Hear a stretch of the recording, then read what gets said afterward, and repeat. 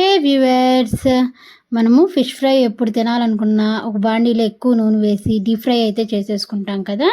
నేను అలా కాకుండా కొంచెం ఆయిల్ వేసి షాలో ఫ్రై అయితే మీకు చేసి చూపించేస్తానండి.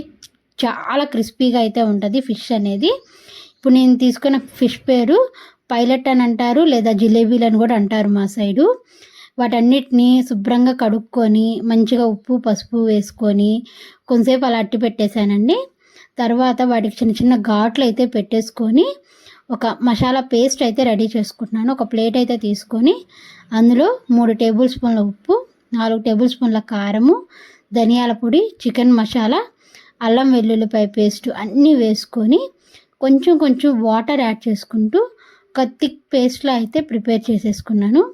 ఇప్పుడు ఈ థిక్ పేస్ట్ని నేను ఆ చేపలకి మంచిగా పట్టించేసి ఒక 2 to 3 అవర్స్ అయితే ఫ్రిడ్జ్లో పెట్టి మ్యారినేట్ అయితే చేసేసుకున్నానండి.